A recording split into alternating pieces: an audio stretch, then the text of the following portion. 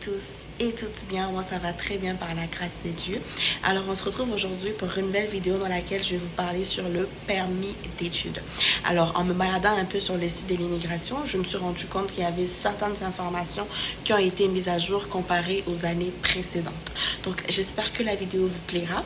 Donc, j'ai fait un enregistrement d'écran de mon ordinateur directement juste pour vous montrer où s'est trouvé un peu les changements et repasser les documents au complet avec vous.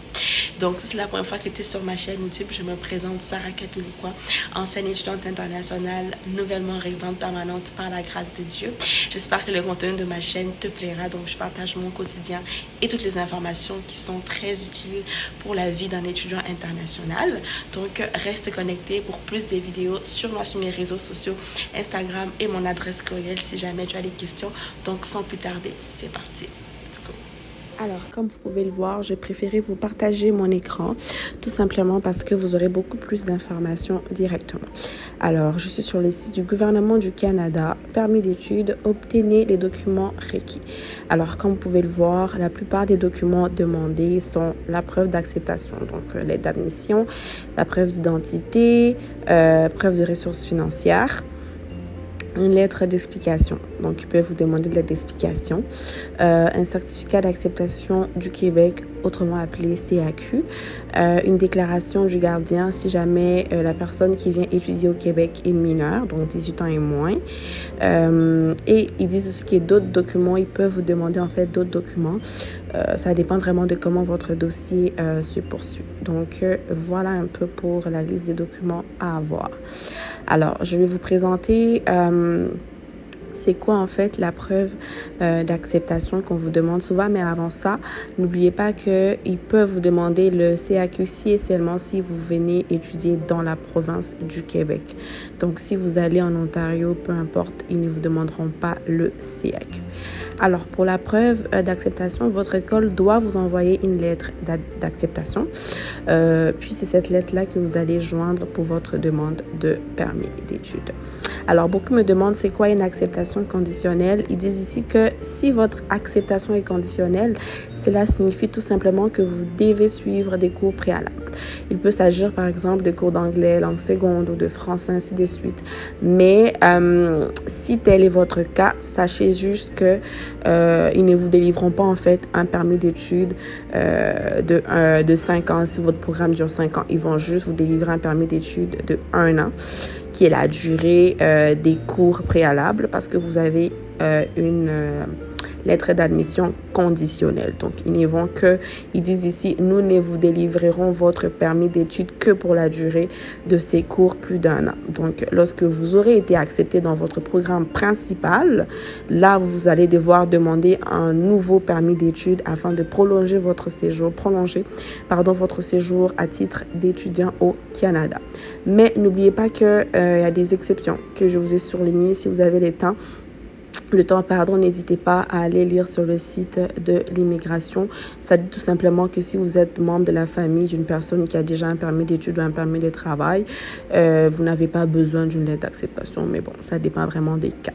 Alors, pour ce qui est des preuves d'identité, ils demandent toujours un passeport valide. Donc, je vous demande toujours d'avoir un passeport qui dure 5 ans minimum. Donc, quand vous commencez vos procédures, soyez sûr d'avoir un passeport récent et 2 photos de format passeport récente. Donc, n'oubliez pas aussi de marquer le nom et la date de naissance, votre nom en fait et votre date de naissance au verso de chacune des photos.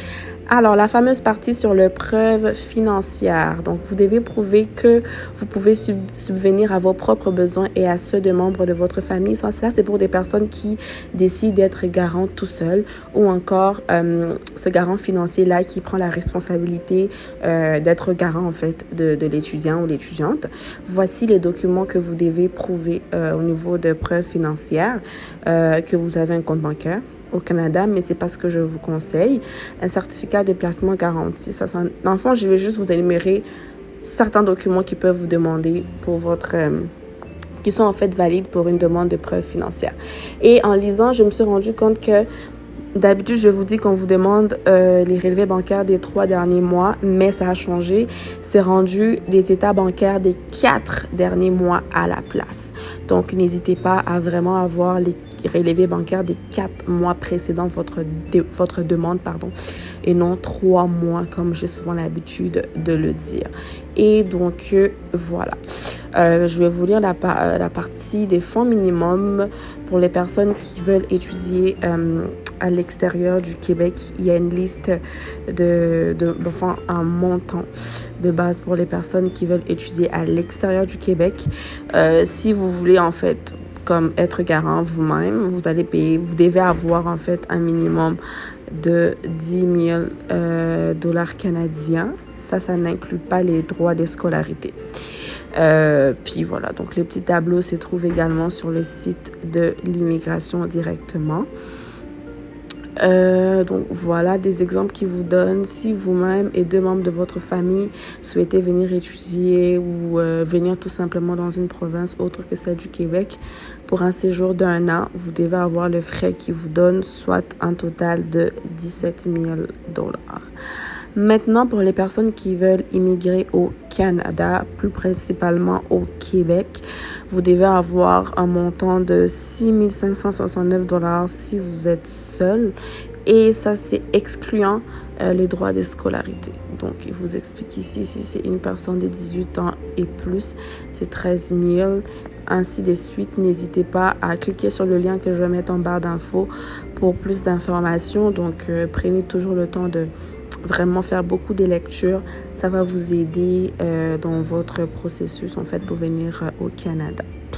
Donc voilà, ils disent aussi que si votre pays exerce un contrôle d'échange, vous devez prouver que vous serez autorisé à exporter des fonds pour toutes vos dépenses. Alors, la fameuse lettre d'explication, c'est une lettre qui va juste aider l'agent à comprendre qui vous êtes et quels sont vos objectifs. Donc, votre lettre doit expliquer pourquoi vous souhaitez étudier au Canada et que vous comprenez quelles sont vos responsabilités en tant qu'étudiant.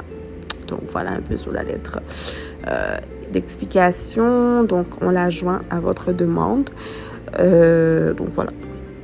Pour ce qui est du certificat d'acceptation du Québec, donc il dit si vous voulez étudier au Québec pendant plus de 6 mois, vous avez besoin d'un CAQ délivré par le gouvernement du Québec. Par contre, si votre demande de CAQ a été approuvée par le ministère de l'Immigration, donc le MIFI, et que vous n'avez pas encore reçu les CAQ directement par la poste, ça c'est une nouvelle note qui a été ajoutée. Vous pouvez demander un permis d'études au moyen de la lettre d'approbation. Donc beaucoup me disent, Sarah, j'ai reçu la lettre d'approbation, mais je ne sais pas si je dois rentrer la demande de permis avec. Ils disent ici directement sur le site que oui, juste avec la lettre, tu peux également rentrer ta demande de permis d'études, mais il faut que la lettre soit approuvée. Par contre, si vous étudiez moins de 6 mois au Québec, vous n'avez pas besoin d'un CAQ, il faut directement passer à la demande du permis d'études. Alors, pour les autres documents, il spécifie ici qu'il faut toujours vérifier les instructions des bureaux du visa pour votre pays ou région afin de connaître les exigences locales. Donc, voilà, il vous dit si vous ne vous trouvez pas actuellement dans votre pays d'origine, vous devrez peut-être prouver que vous avez les statuts d'immigrant, dans le pays depuis lesquels vous présentez la demande. Voici un peu certains documents qui peuvent vous demander aussi. Ça dépend vraiment des cas. Mais ils communiqueront avec vous au besoin s'ils ont besoin de certains documents. Mais vous, en tant qu'étudiant international, commencez déjà à préparer des documents supplémentaires. On ne sait jamais. Et ils vous disent ici que ne vous rendez pas dans une autre ville ou un autre pays pour obtenir le document à l'appui de votre demande. Ils vous interdisent carrément. Donc voilà, nous sommes à la fin de la vidéo. Honnêtement, j'espère que elle vous aura aidé, qu'elle va vous aider pour votre demande de permis d'études. N'hésitez pas à aller sur le site de l'immigration directement pour plus d'informations. Alors, si je dois faire un résumé un peu des changements que j'ai remarqués sur les sites de l'immigration, c'est que premièrement, à la place des 3 derniers mois comme preuve financière pour le permis d'études, vous avez besoin des 4 derniers mois précédant le mois où vous faites la demande de votre permis d'études. Ça, c'est le premier changement. Le deuxième changement, c'est que si vous avez une lettre d'admission conditionnelle qui vous dit que vous devez prendre des cours préalables pendant 1 an, vous aurez juste un permis d'études d'une seule année. Donc, une fois que vous aurez la lettre officielle, là, vous allez pouvoir refaire une nouvelle demande de permis d'études pour avoir un nouveau permis d'études. Ensuite, le troisième changement, c'est que tu peux faire une demande de permis d'études avec la lettre d'approbation du CAQ. Donc, tu n'as pas besoin d'attendre ton CAQ comme vraiment CAQ papier par la poste pour pouvoir commencer la demande du permis d'études. Donc voilà, restez connectés, à la prochaine.